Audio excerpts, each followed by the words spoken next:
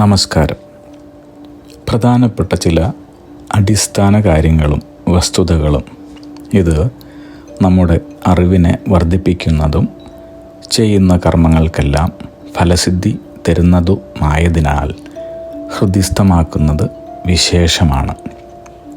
നാം ഒരു വീടായാലും വളരെ വലിയ ഒരു കെട്ടിടമായാലും അതിനെല്ലാം തന്നെ വളരെ ആഴത്തിലുള്ള ഉറപ്പുള്ള അടിത്തറ നിർമ്മിക്കാറുണ്ട്, അല്ലേ? സ്ഥിരമായി സ്ഥിതി ചെയ്യുന്ന ആ ഉറപ്പുള്ള അടിത്തറയിലാണ് നാം നമ്മുടെ ഭവനങ്ങളും മറ്റ് ആകാശമാളികകളും പടുത്തുയർത്തുന്നത്. ഈ അടിത്തറയ്ക്ക് ഉറപ്പില്ലെങ്കിൽ നാം പണിതുയർത്തുന്ന നിർമ്മിതികൾക്ക് അധികം ആയുസ് കാണില്ല എന്ന് മാത്രമല്ല, ആ അടിത്തറയിൽ നാം പിന്നീട് ബന്ധിപ്പിച്ചെടുത്ത നിർമ്മാണവുമായി ബന്ധപ്പെട്ട മറ്റെല്ലാം നമുക്ക് ഗുണഫലങ്ങൾ അനുഭവിക്കാൻ സാധിക്കാത്ത തരത്തിൽ നശിച്ചു പോവുകയും ചെയ്യുന്നു. അതുപോലെ തന്നെയാണ് നാം സ്വായത്തമാക്കുന്ന പ്രധാനപ്പെട്ട അടിസ്ഥാന അറിവുകൾ. ഈ അടിസ്ഥാനമില്ലെങ്കിൽ നാം അതിൽ തുന്നിച്ചേർക്കുന്ന പിൽക്കാലത്ത് നമുക്ക് കൈവരുന്ന മറ്റു അറിവുകളെല്ലാം തന്നെ നിഷ്പ്രഭവും ഉപയോഗശൂന്യവും മറ്റൊരു തരത്തിലുള്ള പ്രയോജനങ്ങളോ ഫലങ്ങളോ ലഭിക്കാതെയും വരുന്നു. അതുകൊണ്ട് തന്നെ നമ്മുടെ ജാതി, മതം, ദേശം, ചിന്തകൾ, കർമ്മമേഖലകൾ എന്നിവ എന്തൊക്കെയായാലും ഈ അടിസ്ഥാനമായ കാര്യങ്ങൾ ഗ്രഹിച്ചിരിക്കേണ്ടത് ഒഴിച്ചുകൂടാൻ സാധിക്കാത്ത ഒന്നാണെന്ന് നിസ്സംശയം പറയാം. ഹിന്ദുമതത്തിൽ വിശ്വസിക്കുന്ന എല്ലാവരും തന്നെ അറിഞ്ഞിരിക്കേണ്ട വളരെ പ്രധാനപ്പെട്ട ആ അടിസ്ഥാന കാര്യങ്ങളും വസ്തുതകളുമാണ് ഇത്തവണ പറയുന്നത്. ഈശ്വരപൂജയിൽ ആദ്യമായി ഉപയോഗിക്കുന്ന മന്ത്രമേത്? അത് ഓംകാരമാണ്. ഓംകാരം. ഓംകാരത്തിന് മറ്റൊരു പേര് കൂടെയുണ്ട്, പ്രണവം. ഓംകാരത്തിൽ 3 അക്ഷരങ്ങളാണ് അടങ്ങിയിട്ടുള്ളത്. അതേതൊക്കെയാണ്? അ, ഉ, മ. ഇത് 3 കൂടിയതാണ് ഓംകാരം. ഓംകാരത്തിലെ ഏതെല്ലാം അക്ഷരങ്ങളിൽ ഏതേതെല്ലാം ദേവന്മാർ ഉദ്ദിഷ്ടരായിരിക്കുന്നു നോക്കാം. അ, വിഷ്ണുവാണ്. ഉ, മഹേശ്വരൻ അല്ലെങ്കിൽ പരമശിവൻ. അ, ബ്രഹ്മാവ്, ഭൂതം. മ, ശിവൻ, സുഷുപ്ത്യാവസ്ഥ, ഭാവി. ഇങ്ങനെയും അർത്ഥം കാണുന്നുണ്ട് കേട്ടോ. അ എന്നതിന് വിഷ്ണു, ശിവൻ, പാർവതി എന്നർത്ഥം വരുന്ന മറ്റൊരു അഭിപ്രായവും കാണുന്നു. യഥാക്രമം വൈഷ്ണവ, ശൈവ, ദേവി എന്നീ ഉപാസകരുടേതാണ് ഹിന്ദുമതം എന്ന് പറയപ്പെടുന്നു. വൈഷ്ണവത്തിൽ വിശ്വസിക്കുന്നവർ, ശൈവത്തിൽ വിശ്വസിക്കുന്നവർ, ദേവ്യോപാസകർ. ഇനി ഹരി എന്ന പദത്തിൻ്റെ അർത്ഥം. ഹരി എന്നാൽ വിഷ്ണു, ഈശ്വരൻ എന്നാണ് അർത്ഥം. പാപങ്ങൾ ഇല്ലാതാക്കുന്നത്. ഹരൻ ഹരതി പാപാനി എന്നാണ് പ്രമാണം. ലോകമെങ്ങും നിറഞ്ഞവൻ, വ്യാപനശീലൻ എന്നും അർത്ഥമുണ്ട്. ഇനി ത്രിമൂർത്തികൾ ആരെല്ലാം? ബ്രഹ്മ, വിഷ്ണു, മഹേശ്വര. ബ്രഹ്മാവ്, വിഷ്ണു, മഹേശ്വരൻ, അതായത് പരമശിവൻ. ഇനി ത്രിലോകങ്ങൾ ഏതാണ്? ഏതെല്ലാമാണ് 3 ലോകങ്ങൾ? സ്വർഗം, ഭൂമി, പാതാളം. അതുപോലെ തന്നെ ത്രിഗുണങ്ങളുണ്ട്, 3 ഗുണങ്ങളുണ്ട്. സത്വഗുണം, രജോ ഗുണം, തമോ ഗുണം. 3 കർമ്മങ്ങളുമുണ്ട്. സൃഷ്ടി, സ്ഥിതി, സംഹാരം. 3 അവസ്ഥകൾ ഏതൊക്കെയാണെന്ന് നോക്കാം. ഉത്ഭവം, വളർച്ച, നാശം. അതായത് സുഷുപ്തി, സ്വപ്നം, ജാഗ്രത്. ത്രികരണങ്ങൾ ഏതൊക്കെയാണ്? മനസ്സ്, വാക്ക്, ശരീരം. ഇനി ത്രിദശന്മാർ എന്നറിയപ്പെടുന്നവർ ആരാണ്? ദേവന്മാരാണ് ത്രിദശന്മാർ. ഈ പേരെങ്ങനെയാണ് ദേവന്മാർക്ക് ലഭിച്ചത്? ത്രി എന്നാൽ 3, ദശ അവസ്ഥ. ത്രിദശന്മാർ എന്ന് പറഞ്ഞാൽ ബാല്യം, കൗമാരം, യൗവനം എന്നീ 3 അവസ്ഥകൾ മാത്രമുള്ള ആളുകൾ. വാർദ്ധക്യം, മരണം ഇതൊന്നും തന്നെ ദേവന്മാർക്ക് ഇല്ല. ത്രിസന്ധ്യകൾ ഏതെല്ലാം? 3 സന്ധ്യകളുണ്ട്. പ്രാന്നം, മധ്യാഹ്നം, അപരാഹ്നം. പ്രഭാതം, മധ്യാഹ്നം, പ്രദോഷം. ഇതൊക്കെയാണവ. ത്രിനയനൻ ആരാണ്? 3 കണ്ണുകളുള്ള ശിവനാണ്. ശിവൻ്റെ 3 പര്യായങ്ങൾ: ശംഭു, ശങ്കരൻ, മഹാദേവൻ. ത്രിനയനങ്ങൾ ഏതെല്ലാമാണ്? 3 നയനങ്ങൾ, 3 കണ്ണുകൾ ഏതെല്ലാമാണ്? സൂര്യൻ, ചന്ദ്രൻ, അഗ്നി എന്നീ പ്രധാന തേജസ്സുകളാണ് നയനങ്ങൾ. നമ്മൾ 2 നേരവും ഈശ്വരനാമം ജപിക്കണം എന്ന് പറയും. എന്തിനാണത്? നോക്കാം. പ്രകൃതി കോപം, അത്യാപത്തു കൂടാതെ നമ്മെ കാത്തു രക്ഷിച്ചതിന് പ്രഭാതത്തിലും, അതായത് രാവിലെ നമ്മൾ പ്രാർത്ഥിക്കുന്നത് നമ്മളെ പ്രകൃതി കോപത്തിൽ നിന്നും മറ്റ് അത്യാപത്തുകളിൽ നിന്നും കാത്തു രക്ഷിച്ചതിനാണ്. സർവത്ര ബഹളമയമായ പകലും സമയം മുഴുവൻ നിരപായം രക്ഷിച്ചതിന് സായങ്കാലത്ത്. അങ്ങനെ പ്രഭാതത്തിൽ മുതൽ ആകെ ബഹളമയമായ തിരക്കുള്ള പകൽ സമയം മുഴുവൻ തന്നെ ഒരാപത്തും കൂടാതെ രക്ഷിച്ചതിന് സായംകാലത്ത് നമ്മൾ വൈകുന്നേരം നേരത്ത് ഈശ്വരനാമം ഉച്ചരിക്കണം. അതായത് പ്രാർത്ഥന എന്നാൽ ഉപകാരസ്മരണ എന്നാണ് അർത്ഥം. കണ്ണടച്ച് കൈകൂപ്പി ഈശ്വരനെ വണങ്ങുന്നു. കണ്ണടച്ച്. എന്തിനാണ് കണ്ണടയ്ക്കുന്നത്? എന്തിനാണ് കൈകൂപ്പുന്നത്? എങ്ങനെയാണ് കൈകൂപ്പേണ്ടത്? മനസ്സിനെ ബാഹ്യപ്രേരണകളിലേക്ക് നയിക്കുന്ന കണ്ണിനെ പ്രവൃത്തിരഹിതമാക്കാൻ കണ്ണടയ്ക്കുന്നു. നമ്മെ ബാഹ്യപ്രേരണകളിലേക്ക്, ബാഹ്യലോകത്തിലേക്ക് ബന്ധിപ്പിക്കുന്ന, പ്രേരണ തരുന്ന വളരെ പ്രധാനപ്പെട്ട ഒരു ഇന്ദ്രിയമാണ് കണ്ണ്. അതുകൊണ്ട് കണ്ണടയ്ക്കുന്നു. ഈശ്വരൻ ഒന്നേയുള്ളൂ. ലോകമെങ്ങും നിറഞ്ഞിരിക്കുന്ന പരമാത്മാവാണ് അത്. ആ പരമാത്മാവാണ് ക്ഷേത്രത്തിനുള്ളിലും, അതായത് നാം പ്രവേശിക്കുന്ന ആ ക്ഷേത്രത്തിൽ, അമ്പലത്തിൽ ഉള്ളത് ആ പരമാത്മാവ് തന്നെയാണ്. അതിൻ്റെ ഒരു ഭാവം തന്നെയാണ്, അതിൻ്റെ ഒരു അംശം തന്നെയാണ് തന്നിലും ഉള്ളതെന്ന്. ഭേദഭാവം പാടില്ല, വ്യത്യാസം പാടില്ല. ഒരു വ്യത്യാസവുമില്ലാതെ ആ പരമാത്മാവ് തന്നെയാണ് തന്നിലുള്ളതും എന്ന് മനസ്സിലാക്കിയാണ് കൈകൂപ്പുന്നത്. ഇനി വേദങ്ങൾ എത്ര? വേദങ്ങൾ 4.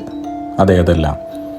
ഋഗ്വേദം, യജുർവേദം, സാമവേദം, അഥർവവേദം. വേദങ്ങളെ പൊതുവായി വിളിക്കുന്നത് ചതുർവേദങ്ങൾ എന്നാണ്.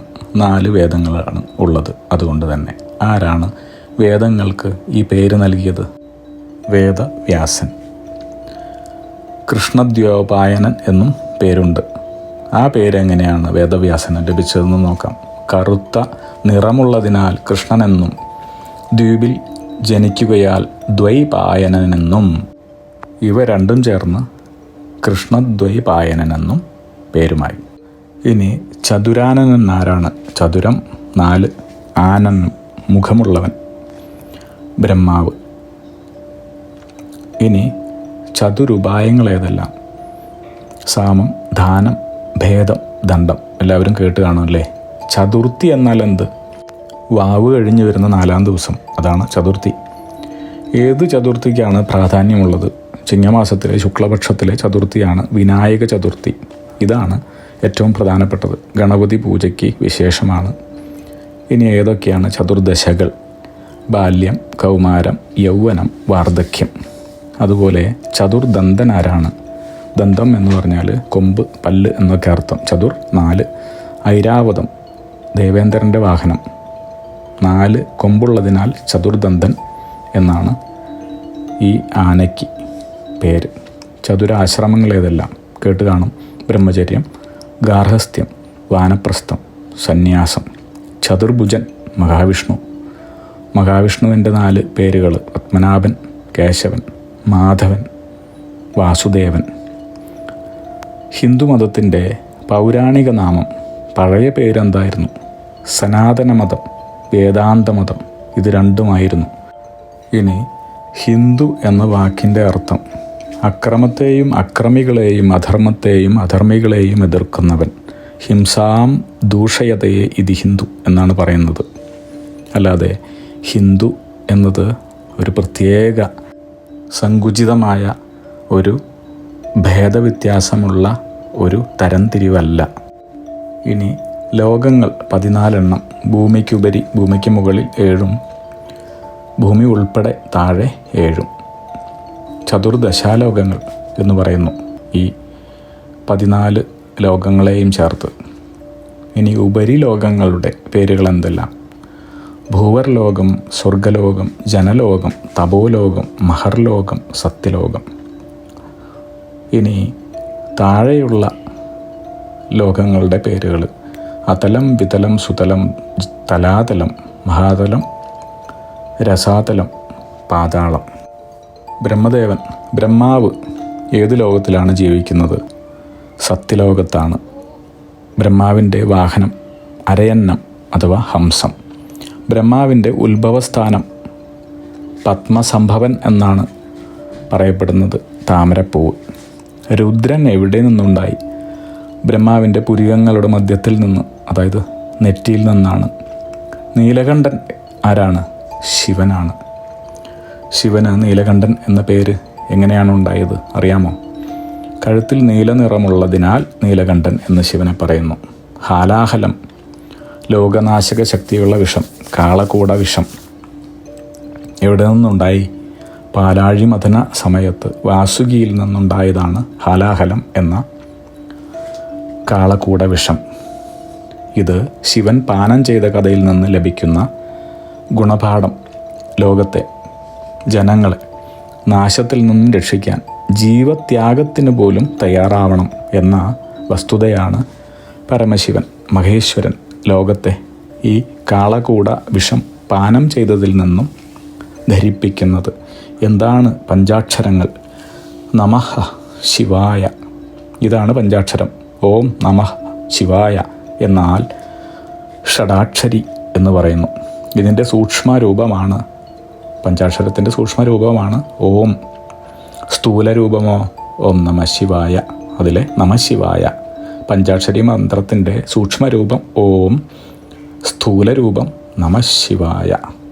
ഓംകാരത്തിൻ്റെ, പ്രണവത്തിൻ്റെ സൂക്ഷ്മരൂപത്തിലുള്ള 5 അംഗങ്ങൾ ഏതൊക്കെയാണ്? നേരത്തെ പറഞ്ഞു.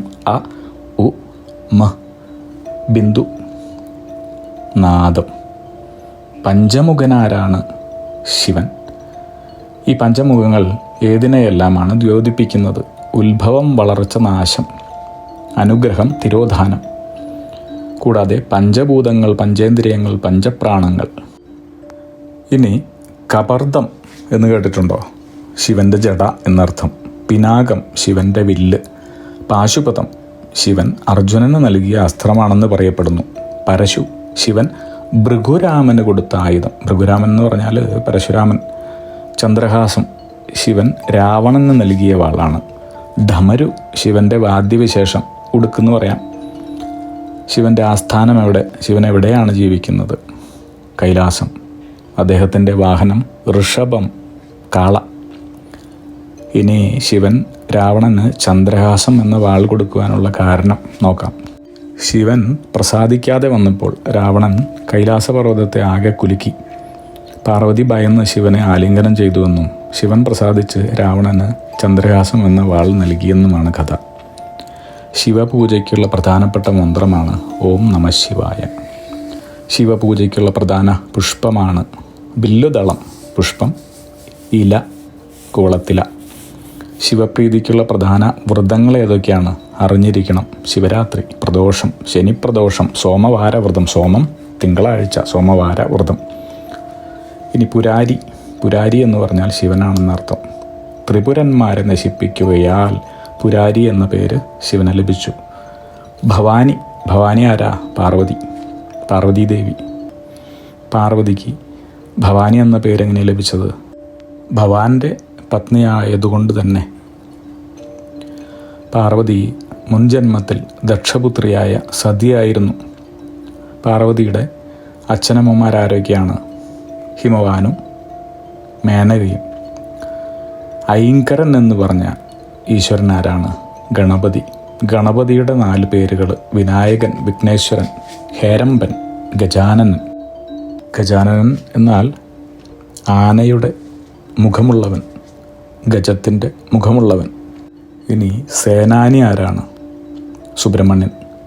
ദേവന്മാരുടെ സേനാനായകനാണ്. ദേവന്മാരുടെ നായകൻ ആരാണ്? ദേവേന്ദ്രനാണ്. ഇനി സുബ്രഹ്മണ്യൻ്റെ മറ്റു പേരുകൾ: ഷൺമുഖൻ, കാർത്തികേയൻ, കുമാരൻ, ഗുഹൻ. സുബ്രഹ്മണ്യൻ്റെ അവതാര ഉദ്ദേശ്യം എന്താണ്? ലോകോപദ്രവകാരിയായിരുന്ന താരകാസുരനെ വധിച്ച് ദേവകളെയും ലോകത്തെയും രക്ഷിക്കുക എന്നതായിരുന്നു. പുരാണങ്ങൾ 18: ബ്രഹ്മം, പത്മം, വിഷ്ണു, ശിവ, ഭാഗവത, നാരദ, മാർക്കണ്ഡേയ, അഗ്നി, ഭവിഷ്യ, ബ്രഹ്മവൈവർത്ത, ലിംഗ, വരാഹ, സ്കന്ദ, വാമന, കൂർമ്മ, ഗാരുഡ, ബ്രഹ്മാണ്ഡ, മത്സ്യപുരാണങ്ങൾ. ഇതൊക്കെയാണ് 18 പുരാണങ്ങൾ. പുരാണമുനി വേദവ്യാസനാണ് പുരാണങ്ങളുടെ കർത്താവ്. വേദവ്യാസൻ്റെ അച്ഛനമ്മമാർ ആരൊക്കെയായിരുന്നു? പരാശരനും സത്യവതിയും. ഇനി പുരാണത്തിൽ എന്താണ് പ്രതിപാദിച്ചിരിക്കുന്നതെന്ന് നോക്കാം. വേദാന്ത തത്വങ്ങൾ ഉൾക്കൊള്ളിച്ച് അത്ഭുതകരങ്ങളായ കാര്യങ്ങൾ കഥാരൂപത്തിൽ പറയുന്നതാണ് പുരാണം. ഇനി ഭാഗവത മഹാപുരാണത്തിലെ കഥകൾ എന്തൊക്കെയാണ്? ദശാവതാര കഥകൾ, പ്രത്യേകിച്ച് ശ്രീകൃഷ്ണാവതാരത്തിൻ്റെ കഥയാണ് ഭാഗവത മഹാപുരാണത്തിൽ പരാമർശിച്ചിരിക്കുന്നത്. മലയാളത്തിൽ ഭാഗവതം എഴുതിയതാരാണ്? എഴുത്തച്ഛൻ. ഇനി പഞ്ചമവേദം എന്ന് പറയുന്നത് എന്താണ്? എല്ലാ വേദതത്വങ്ങളും ഉപനിഷത്തിൻ്റെ സാരവും അടങ്ങിയ ഭഗവത്ഗീത ഉൾക്കൊള്ളുന്നതിനാലാണ് മഹാഭാരതത്തെ പഞ്ചമവേദം എന്ന് പറയുന്നത്. പഞ്ചപ്രാണങ്ങൾ ഏതേത് ശരീര ഭാഗങ്ങളിലാണ് വർത്തിക്കുന്നത്? ഹൃദയത്തിൽ പ്രാണൻ, ഗുദത്തിൽ, നാഭിയിൽ, കണ്ഠത്തിൽ, ശരീരത്തിൻ്റെ സകല ഭാഗങ്ങളിലും. പ്രാണൻ അപാനൻ, സമാനൻ, ഉനാനൻ, വ്യാനൻ എന്നറിയപ്പെടുന്നു. ഇനി പഞ്ചകർമ്മേന്ദ്രിയങ്ങൾ ഏതൊക്കെയാണ്? മുഖം, പാദം, പാണി, പായു, ഉപസ്ഥം. ജ്ഞാനേന്ദ്രിയങ്ങൾ 5. ജ്ഞാനേന്ദ്രിയങ്ങൾ നമുക്കെല്ലാവർക്കും അറിയാം: കണ്ണ്, മൂക്ക്, നാക്ക്, ചെവി, ത്വക്ക്. പഞ്ചഭൂതങ്ങൾ വളരെ പ്രധാനപ്പെട്ടതാണ്: ഭൂമി, ജലം, തേജസ്, വായു, ആകാശം. പഞ്ചോപചാരങ്ങൾ ഉപചരിക്കുന്നതിന് 5 കാര്യങ്ങളുണ്ട്: ഗന്ധം, പുഷ്പം, ധൂപം, ദീപം, നൈവേദ്യം. പഞ്ചവിഷയങ്ങൾ: ദർശനം, സ്പർശനം, ശ്രവണം, രസനം, ഘ്രാണനം. ഇനി പഞ്ചകർമ്മ പാരായണൻ ആരാണ്? മഹാശിവൻ. പഞ്ചകർമ്മങ്ങൾ കൊണ്ട് ഏതൊക്കെയാണ്? ഉത്ഭവം, സ്ഥിതി, നാശം, അനുഗ്രഹം, തിരോധാനം. പഞ്ചലോഹങ്ങൾ: ചെമ്പ്, ഇരുമ്പ്, വെള്ളി, ഈയം, സ്വർണം. പഞ്ചാമൃതം എന്ന് പറയുന്നത് എന്താണ്? 5 മധുര വസ്തുക്കൾ ചേർത്തുണ്ടാക്കിയതും സുബ്രഹ്മണ്യ പ്രീതിക്കും പ്രധാനവുമാണ് പഞ്ചാമൃതം. പഞ്ചാമൃതിൽ പഴം, തേൻ, ശർക്കര, നെയ്യ്, മുന്തിരിങ്ങ ഇതെല്ലാമുണ്ട്. പഞ്ചദേവതമാർ ആരൊക്കെയാണ്? ആദിത്യൻ, ഗണപതി, ശിവൻ, വിഷ്ണു, ദേവി. ഇനി പഞ്ചദേവതമാർ ഏതിൻ്റെ ദേവതകളാണെന്ന് നോക്കാം. ആകാശത്തിൻ്റെ ദേവൻ വിഷ്ണു, അഗ്നിയുടെ ദേവത ദേവി, വായുവിൻ്റെ ദേവൻ ശിവൻ, ഭൂമിയുടെ ദേവൻ സൂര്യൻ അഥവാ ആദിത്യൻ, ജയത്തിൻ്റെ ദേവൻ ഗണപതി. പഞ്ചോപചാരങ്ങൾ എന്തിൻ്റെ എല്ലാം പ്രതീകങ്ങളാണ്? ഭൂമിയുടെ പ്രതീകം ഗന്ധം അഥവാ ചന്ദനം, ആകാശത്തിൻ്റെ പ്രതീകം പുഷ്പം, അഗ്നിയുടേത് ദീപം, വായുവിൻ്റേത് ധൂപം, ജലത്തിൻ്റെ പ്രതീകം നൈവേദ്യവുമാകുന്നു. ഇനി ഈശ്വരാവതാരം എപ്പോഴാണ് ഉണ്ടാകുന്നത്? എന്തിനാണ് ഉണ്ടാകുന്നത്? എന്തൊക്കെയാണ് ഭഗവത്ഗീത പറയുന്നത്? ധർമ്മം ക്ഷയിക്കുകയും അധർമ്മം അഭിവൃദ്ധി പ്രാപിക്കുകയും ചെയ്യുമ്പോൾ ഈശ്വരാവതാരം ഉണ്ടാകുന്നു. ധർമ്മം നിലനിർത്തുന്നതിന് വേണ്ടിയാണ്. പ്രധാന അവതാരങ്ങൾ എത്ര? 10. ദശാവതാരം അറിയാമല്ലോ. പ്രധാന അവതാരങ്ങൾ ഏതെല്ലാം? മത്സ്യം, കൂർമ്മം, വരാഹം, നരസിംഹം, വാമനൻ, പരശുരാമൻ, ശ്രീരാമൻ, ബലരാമൻ, ശ്രീകൃഷ്ണൻ, കൽക്കി. ഏറ്റവും ശ്രേഷ്ഠം ശ്രീകൃഷ്ണൻ. ഈശ്വരൻ എവിടെ വസിക്കുന്നു എന്നാണ് ഭഗവത്ഗീതയിൽ പറയുന്നത്. ഈശ്വരഃ സർവഭൂതാനാം ഹൃദ്ദേശോഫ് അർജുന തിഷ്ഠതി ഭ്രാമയാൻ സർവലോകാനി യന്ത്രാരൂഢനി മായയാ. ഈശ്വരൻ എല്ലാ ജീവജാലങ്ങളുടെയും ഉള്ളിൽ വസിക്കുന്നു എന്നാണ് ഭഗവത്ഗീതയിൽ പറഞ്ഞിരിക്കുന്നത്. ഭഗവത്ഗീത, ഗീത എന്ന വാക്കിൻ്റെ അർത്ഥം എന്താണ്? ഗായതയെ ഇതി ഗീത. പാടി പുകഴ്ത്തപ്പെടുന്നത് എന്താണോ അതാണ് ഗീത. അദ്വിതീയനായ ഈശ്വരനിൽ വിശ്വാസമുണ്ടാവാനും ലോകത്തിൻ്റെ നിലനിൽപ്പിന് ആധാരമായ കർമ്മങ്ങൾ ചെയ്യുന്നതിൽ ഉത്തേജനം ലഭിക്കുവാനും ധർമ്മം നിലനിർത്തുവാനും ധർമ്മം അഭംഗുരം തുടരുന്നതിനും പൗരുഷത്തോടെ കർമ്മം ചെയ്യുന്നതിനും അങ്ങനെ ലോകൈശ്വര്യം ഉണ്ടാവാനുമാണ് ഭഗവത്ഗീത പഠിപ്പിക്കുന്നത്. പാർത്ഥൻ എന്ന് പറയുന്നത് ആരെയാണ്? അർജുനനെ. അർജുനന് പാർത്ഥൻ എന്ന പേര് ലഭിച്ചത് പൃഥ കുന്തിയുടെ പുത്രനാകയാൽ പാർത്ഥൻ എന്ന പേര് ലഭിച്ചു. ആരാണ് ഭഗവത്ഗീത അർജുനനെ ഉപദേശിക്കുന്നത്? ശ്രീകൃഷ്ണൻ. ഭഗവത്ഗീത ഉപദേശിക്കുന്ന ആളും കേൾക്കുന്ന ആളും തമ്മിലുള്ള ബന്ധമെന്ത്? ശ്രീകൃഷ്ണൻ്റെ അച്ഛൻ്റെ സഹോദരിയുടെ മകനും ശ്യാലനുമാണ് അർജുനൻ. ഭഗവത്ഗീതയിൽ 18 അധ്യായങ്ങളുണ്ട്, 700 ശ്ലോകങ്ങളുണ്ട്. ഇനി ഭഗവത്ഗീത ഉൾക്കൊള്ളുന്ന മഹാഗ്രന്ഥമാണ് മഹാഭാരതം. ഈ മഹാഭാരതത്തിൽ ഏത് ഭാഗത്തിലാണ് ഭഗവത്ഗീത ചേർത്തിരിക്കുന്നത്? ഭീഷ്മപർവത്തിൽ 24 മുതൽ 42 വരെ 18 അധ്യായങ്ങളിലായി ഭഗവത്ഗീത ചേർത്തിരിക്കുന്നു. ഭഗവത്ഗീതയ്ക്ക് ഭാഷ്യം എഴുതിയിട്ടുണ്ട്, വ്യാഖ്യാനം ശ്രീ ശങ്കരാചാര്യർ. ആദ്യമായി ഭഗവത്ഗീത മലയാളത്തിൽ തർജ്ജമ ചെയ്ത മഹാനെക്കുറിച്ച് കൂടി നമുക്ക് ഇത്തരുണത്തിൽ ഓർക്കാം, നിരണത്ത് മാധവ പണിക്കർ. ഇനി നമ്മുടെ രാഷ്ട്രപിതാവായ മഹാത്മാഗാന്ധിക്ക് ഇഷ്ടപ്പെട്ടിരുന്ന ഭഗവത്ഗീത ശ്ലോകം ഒന്ന് ഓർക്കാം. കർമ്മണ്യേവാധികാരസ്ഥേ മാ ഫലേഷു കഥാചനഃ മാ കർമ്മഫലഹേതുർഭൂർമാതേ സംഗോസ്ത്വകർമ്മണി. ഇതാണ് മഹാത്മാഗാന്ധിക്ക് ഏറ്റവും ഇഷ്ടപ്പെട്ടിരുന്ന ഭഗവത്ഗീത ശ്ലോകം. നിനക്ക് കർമ്മം ചെയ്യുവാൻ മാത്രമേ അധികാരമുള്ളൂ. കർമ്മത്തിൻ്റെ ഫലത്തിൽ ഒരിക്കലും ആശിക്കരുത്. കർമ്മഫലത്തിൽ സംശയാലുവായി നിനക്ക് കർമ്മം ചെയ്യാതിരിക്കാനുള്ള മനസ്സും ഉണ്ടാവരുത്. ഇതാണ് ആ ശ്ലോകത്തിൻ്റെ അർത്ഥം. എന്തിലാണ് ഈ ലോകം നിലനിൽക്കുന്നത്? ഈ ലോകം നിലനിൽക്കുന്നത് കർമ്മത്തിലാണ്, കർമ്മഫലത്തിലാണ്. അതുകൊണ്ട് ശരിയായ കർമ്മങ്ങൾ യഥാവിധി യഥാസമയം ചെയ്ത് കർമ്മഫലം അനുഭവിക്കൂ, ലോകത്തെ നിലനിർത്തൂ, മനുഷ്യജന്മത്തെ ശാശ്വതമാക്കൂ. അഗ്നിഹോത്രി നിയോഗ പ്രവചനങ്ങളെക്കുറിച്ചും നിങ്ങളുടെ ജീവിത നിയോഗത്തെക്കുറിച്ചും അറിയുവാനായി ഞങ്ങളുടെ വെബ്സൈറ്റ് സന്ദർശിക്കൂ. യൂട്യൂബ് ചാനൽ കാണൂ, ലൈക്ക് ചെയ്യൂ, ഷെയർ ചെയ്യൂ, കമൻറ്റ് ചെയ്യൂ, സബ്സ്ക്രൈബ് ചെയ്യൂ. അഗ്നിഹോത്രി നിയോഗ പ്രവചനങ്ങൾ മനുഷ്യ നന്മയ്ക്ക്.